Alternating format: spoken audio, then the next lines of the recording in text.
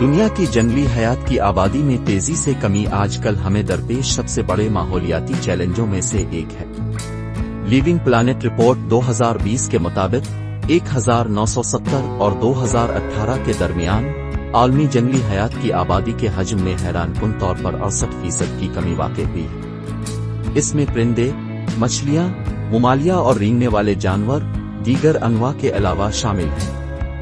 London کی zoological society کے تعاون سے ورلڈ وائلڈ لائف فنڈ کی تیار کردہ رپورٹ ہمارے سیارے کی حیاتیاتی تنوع کی ایک واضح تصویر پیش کرتی ہے۔ یہ 4000 سے زیادہ نگرانی کی جانے والی پرجاتیوں کے اعداد و شمار پر مبنی ہے اور یہ ظاہر کرتا ہے کہ جنگلی حیات کی آبادی میں کمی بنیادی طور پر رہائش گاہ کی تباہی، زیادہ استحصال، آلودگی اور موسمیاتی تبدیلیوں کی وجہ سے ہے۔ جنگلی حیات کی آبادی میں کمی پوری دنیا میں یکساں طور پر تقسیم نہیں ہے۔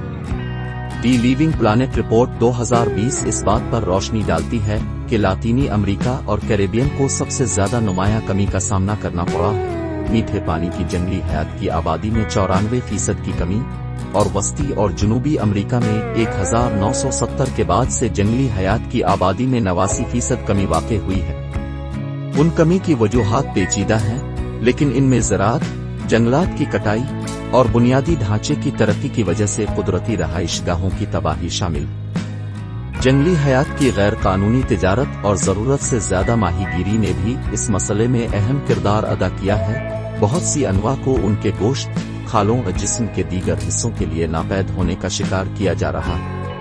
موسمیاتی تبدیلی ایک اور عنصر ہے جو جنگلی حیات کی آبادی کو تیزی سے متاثر کر رہا ہے۔ بڑھتا ہوا درجہ حرارت اور بارش کے نمونوں میں تبدیلی رہائش گاہوں کو تبدیل کر رہی ہے اور ماحولیاتی نظام میں خلل ڈال رہی ہے، جس سے کئی پرجاتیوں کا زندہ رہنا مشکل ہو رہا ہے۔ کیریبین اور لاطینی امریکہ میں مثال کے طور پر مرجان کی چٹانیں، جو کہ بہت سی سمندری پرجاتیوں کے لیے ضروری مسکن ہیں، کو سمندری درجہ حرارت میں اضافے اور سمندری تیزابیت سے نقصان پہنچ رہا ہے۔ جنگلی حیات کی آبادی میں کمی کے ماحولیاتی نظام اور انسانی معاشرے دونوں کے لیے دور رس نتائج ہیں۔ ماحولیاتی نظام صحیح طریقے سے کام کرنے کے لیے حیاتیاتی تنوع پر انحصار کرتے ہیں۔ ہر ایک پرجاتی توازن برقرار رکھنے میں منفرد کردار ادا کرتی ہے۔ جب پرجاتیوں کے غائب ہو جاتے ہیں تو پورا ماحولیاتی نظام غیر مستحکم ہو سکتا ہے، جس کی وجہ سے پولینیشن، مٹی کی زرخیزی اور پانی صاف کرنے جیسی ضروری خدمات ضائع ہو جاتی ہیں۔ حیاتیاتی تنوع کے نقصان کے معاشی اثرات بھی ہیں۔